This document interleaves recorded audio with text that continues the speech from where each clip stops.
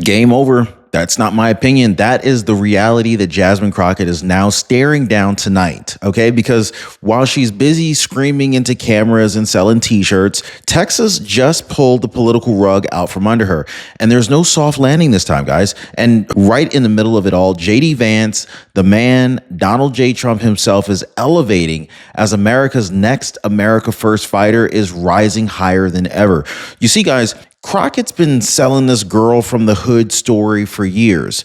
But the truth, she grew up in a stable two-parent household. She went to pricey private schools and racked up expensive law degrees. That's not grit. That's privilege dressed up as struggle. And now Governor Greg Abbott and Attorney General Ken Paxton, they have the map, literally, to erase her from Washington before the 2028 race even begins. So stick with me, because in just a second, I'm going to show you guys how Texas's power move could lock Republicans into Congress for years, and why Jasmine Crockett's own party might be secretly cheering to have her gone. You're not going to believe this, guys. Oh, and if you think that this is just about one loudmouth congresswoman who's just this ghetto girl from the hood from Dallas, think again, guys. What is happening here is a part of a much bigger strategy that has Trump's fingerprints all over it, and a strategy that's also making JD Vance almost untouchable heading into 2028. Drop a Vance in the comments down below if this sounds like good news for you that JD Vance is running in 2028. But buckle up, guys, because we're about to dig into Crockett's meltdown,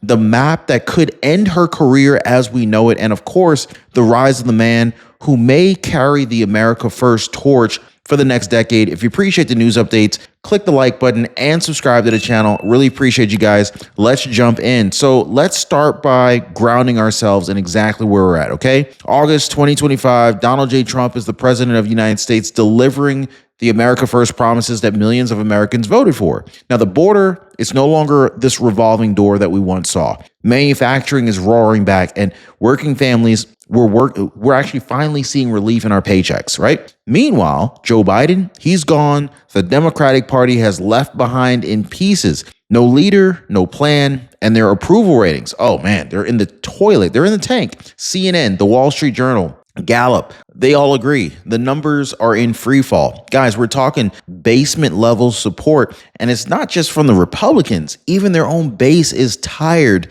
They're divided, and they're looking for something, anything to believe in at this point. But here's the part that really has the left's media machine in full panic mode, okay? So while they're floundering, one man is surging in the polls, and he's not just another face in the crowd. He is the heir apparent to the America First movement, guys. The man is JD Vance, Vice President JD Vance, that is. So Donald Trump made it very clear, crystal clear, in fact. This is his pick for the Republican frontrunner in 2028. Wow, right? And the polling, it's brutal for anyone thinking that they can just stand in his way. 40% support in early GOP matchups, guys. 40%. Drop a quick JD in the comments if you support JD right now. Ron DeSantis of Florida, he buried in single digits. You got Donald Trump Jr. trailing far behind. So what makes this rise different is JD Vance's style, okay? He's not just a firebrand. He's composed, strategic, and laser focused in the America First agenda. Mass deportations to protect American jobs and communities, a tough, unapologetic stance on NATO and Ukraine. Allies pay their share, or they don't get the benefit of our military shield. Simple as that. I think it's pretty simple, right? So, oh, and tariffs. The tariffs that are already forcing companies to bring manufacturing back home, guys, the tariffs are creating jobs for the very people that the DC swamp forgot all about. So while JD Vance is building momentum for the future, the present battleground is right here in Texas. Shout out, comment down below where you're watching the show from today, guys. If you're watching from Texas, let me know what city in Texas you're watching the show from, where Governor Greg Abbott and Attorney General Ken Paxton, they have a plan that could not only change the state's political map, but it could theoretically erase Jasmine Crockett from Congress altogether. If you'd like to see Jasmine Crockett be erased and no longer even have to see her face again, just type in erase, guys. So when you see why, you might be shocked that her own party hasn't even done it, hasn't already done it yet, guys. Now, Medicare doesn't always announce the small changes that cost you big. I know it sounds underhanded. It's not okay. And I get it. Chapter watches for all of these changes like a hawk. It's amazing how close they follow the little changes that Medicare makes. Every little move, they're on it, right? And so why do they do that? This is because this is how the very founders of Chapter stopped what happened to their own parents from happening to others. Francis Latiro saved $65 a month, and Jamie from Texas saved $600 a year by doing something very simple, something you could do right now, something you should do right now, just by catching these little hidden cost changes. Now, I partner with Chapter because they spot what others are missing, and they do it completely free, no cost to you. Phone number is down below. Pick up the phone and call right now before it's too late. They're giving my community a free opportunity to save money. I love it. Phone number's down below, 909-563-8279. Or visit them on the web at askchapter.org/Ron before another hidden change chips away at your budget, guys. Right now, Texas is at the epicenter of the political earthquake that could very well shake Washington to its core. Governor Greg Abbott and Attorney General Ken Paxton, they're not just playing defense. These guys are playing on the offense as well, okay? So they have unveiled this new congressional map, and it's not just lines on paper. This is a political weapon, guys. The goal, lock in Republican control, reverse years of Democrat-led gerrymandering in the blue states, and even make sure that the GOP majority in Congress isn't hanging by a thread in 2026. And here's where the game over part really starts to get real. Jasmine Crockett, her district, it's kind of right in the middle of the crosshairs. Now, this is not an accident. This is Texas saying, look, we saw what California did. We saw what Illinois did. And now it's our turn. So in just a second, I'm going to tell you why this particular move here isn't just about beating Democrats. It is about completely dismantling a persona that has been sold to voters like a bad infomercial at like 2 a.m. in the morning. So Jasmine Crockett loves to tell America that she's the girl from the hood. Anybody think that Jasmine Crockett's really the girl from the hood? Or is she just ghetto? Or is she fake ghetto? Is she even real ghetto? Anyway, so the fighter from the rough streets who clawed her way to Congress, as she proclaims. But here's the truth that the media won't play on repeat. She grew up in Missouri in a stable 2-parent household. Her father, he's a teacher and a preacher. Her mom, a postal service worker with full federal benefits. Not exactly the story of a government neglect and hardship exactly, is it? She attended private schools. Heck, I don't know about you, but I went to public schools. I wish I could have gone to private school. Anybody go to public school like I did? Anyway, this is the kind of private school that she went to, the kind that costs like tens of thousands of dollars a year. My family didn't have no money for that, so we were going to public school where it was free. Anyway, she went on to earn an expensive law degree. She was surrounded by stability, opportunity, and resources that most Americans could only dream of. So now I'm not knocking success. I'm really not. I mean, I'm all for supporting. If you got the cash to get higher levels of education, go for it. But to act like you were struggling and you had to grind your way to the top when you really didn't, that's kind of BS, isn't it, guys? Now, again, I'm not knocking success, but there's a difference between living it and faking a struggle, just trying to score some political points among people who you think are going to resonate with that, if that makes sense, guys. So, and voters have every right to ask, is this even an authentic fighter or just some manipulative opportunist selling them a Hollywood script? And so if you think that the fake backstory is bad here, wait until you hear what she's actually been doing in Congress. You know, from viral insults, she turned into a cash grab, guys, to staffers who say that working for her was a total nightmare. Yeah, we're going to talk about that. So Crockett's time in Congress hasn't been defined by serious legislative wins. It's actually been defined more like defined by spectacles and what kind of viral moments she can get going on TikTok and Instagram and Facebook and YouTube. That's really when she kind of hurled the phrase bleach blonde, bad butch body at the Republican colleague during a heated committee hearing. I think that was Marjorie Taylor Greene, if I'm not mistaken, right? She was calling her some bleach blonde, bad built butch body. Try saying that 3 times fast. Anyway, what she didn't say was even louder than what she did say, okay? What she did after that is effectively trademarked it. She slapped that phrase on t-shirts. She sold it as merch to her followers. And while in the same breath, criticizing President Trump for selling Bibles, sneakers, and hats. So who is worse here?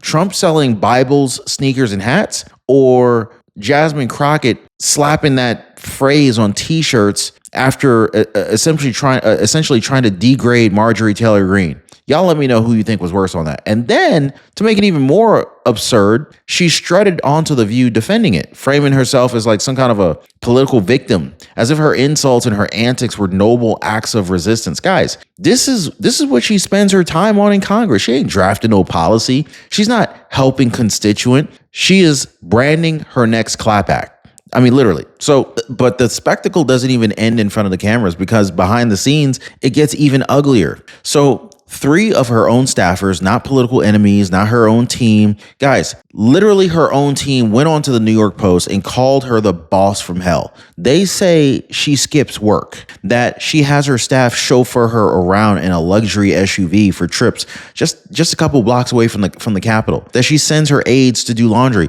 Does she think like she's the Queen of England? Like, who does this lady think she is? Like, everyone is like beneath her red bottom shoes? I don't even understand. So she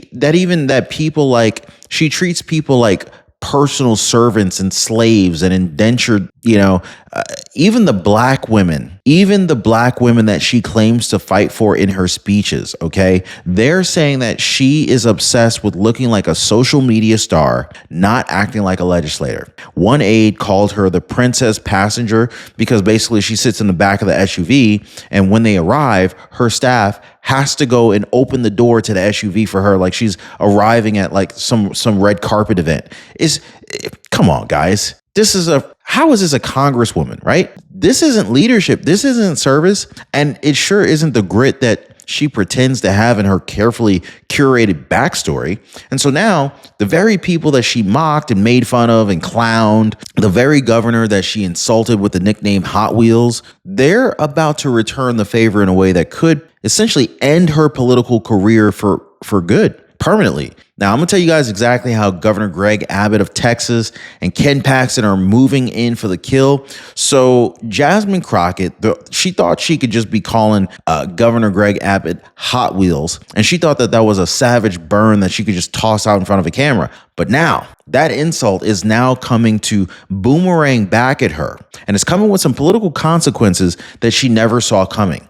Governor Greg Abbott and Attorney General Ken Paxton have rolled out a redistricting plan that slices deep into Democrat territory. And yes, Crockett's seat is one of the prime targets. Abbott's framing it as restoring fair representation after decades of Democrat gerrymandering in blue states like California, New York, and Illinois. Now, Paxton, he's even taken it a step further, pushing for legal authority to remove legislators who skip work or intentionally obstruct the business of the people. And if you think that's aimed squarely at Democrats who fled the state during legislative sessions, you would in fact be right. So this isn't petty revenge here, guys. This is political payback wrapped in the constitutional law. And Texas Republicans are making it very clear. They're done playing defense. And when you strip away the talking points, Crockett's real vulnerability is staring right at her face. So here's the truth, guys. Crockett has virtually no legislative accomplishments for the people of Dallas. For the people of Dallas, Texas, she hasn't done anything for them. She is known more for Instagram reels and TV appearances than any real work or any real policy work in Dallas, Texas, guys. Even her own party. Whispers are growing louder and louder by the day. Some Democrats are quietly relieved that she might be gone. Why? Because she's become a distraction, a performance politician who brings viral clips, not votes. And when you've lost the quiet support of your own side, when your base starts to wonder if you're worth the drama, oh, it's over. You're freaking done. You're cooked. So you're not just a rising star anymore. You're a dead political weight at this point. And so as Crockett stumbles, JD Vance is doing the exact opposite, rising with discipline, a clear agenda, and the full backing of President Trump. Now, this is where the contrast really couldn't get any sharper. So while Jasmine Crockett's out here screaming into microphones and selling insult merch, JD Vance, he's playing an entirely different game, and he's winning at it. So President Trump has already made it clear Vance is the front runner for 2028, and with Trump's endorsement comes something Democrats can't stand: legitimacy with the Republican base and crossover appeal for independents and working class Democrats. Now, Vance isn't just giving speeches. He's laying out policy. He's continuing Trump's mass deportation push. He's demanding that NATO allies pay their share and locking in tariffs that have already brought manufacturing jobs and investment back to the U.S. Now, here's where it all connects. So while Texas Republicans clean house and remove distractions like Crockett, it creates the perfect political backdrop for Vance to stand in the face of the next American first generation here, guys. I'm talking calm, strategic, results driven here. Picture it. JD Vance sitting across from reporters, measured, articulate, talking about securing the border, protecting American jobs, and putting families first. Now, picture Crockett, red-faced on the House floor, hurling personal insults, defending why she's selling t-shirts with her own catchphrases on them. One is building a platform to lead the country. The other one is building a brand to stay relevant on social media. And the American people see the difference. So when voters are deciding who should shape the nation's future, that side-by-side image is devastating for Democrats, and it's lethal for Crockett's political career. And so here's the bigger picture here, guys. What Texas is doing to Crockett isn't just about one seat. It's about a national Republican strategy that could lock in power for a decade, maybe longer. So let's talk about how this works, okay? What Texas is doing right now, it's not an isolated hit job. It's a blueprint. Governor Greg Abbott and Ken Paxton, they're proving that you don't wait till 2030 to redraw the political map. You do it now while you have the power. And you make those lines so strong that Democrats cannot undo them for a decade. Now, if Republican-led states follow this example, Florida, Ohio, Georgia, Arizona, you're looking at a very real possibility of a congressional supermajority by the time JD Vance runs in 2028. Now, that means no razor-thin margins, no playing defense, no relying on swing districts to pass America First policies. Meanwhile, Democrats are in full meltdown. CNN, the Wall Street Journal, Gallup, the polling all says the same thing. Approval ratings are in the basement. They have no clear leader, no unifying vision, just factions clawing at each other, while public figures like Jasmine Crockett become the face of what's wrong with the party. Loud, unfocused, and more interested in personal brand than public service. Now, here's the painful truth for them. The louder Crockett screams, the more voters start looking for the exact opposite, which is exactly why JD Vance's disciplined America First approach is catching fire. And so when you strip away the noise, it all comes down to one final brutal contrast. And you're going to have to decide which side you're on. So on the one side, you got JD Vance, polished, disciplined America First leader with Donald Trump's full confidence. A man talking about policy, results, and securing America's future. But on the other side, you've got Jasmine Crockett screaming on the House floor, pushing a fake girl from the hood ghetto story, selling merch off insults, and, about to lose her seat entirely because Texas finally decided enough was enough. This isn't politics. This is a fork in the road for America. So do you want a future built by leaders who are strategic, serious, and committed to putting the country first, or by performers who are chasing their next viral clip? So y'all let me know what you want. Texas has already made its choice. The question is, will the rest of America follow? Now, if you're tired of the noise and ready to see leaders like JD Vance carry on President Trump's America First vision, then it's time to make your voice heard, guys. And listen, YouTube thinks you're going to love the next video that just popped up on your screen. Click it now because it's going to talk about what just happened, and we're going to blow it wide open in that video. So click that video and I'll see you on the other side. Hey, by the way, guys, if you're one of the real ones who really enjoy what we do here on the channel, you've got to check out the Inner Circle. This is where our true supporters get exclusive access to content that I just can't share here, completely commercial free. It's also the best way to keep this channel going strong. So if you want to be a part of something special, join us over there. Links in the description or in the pinned comment down below.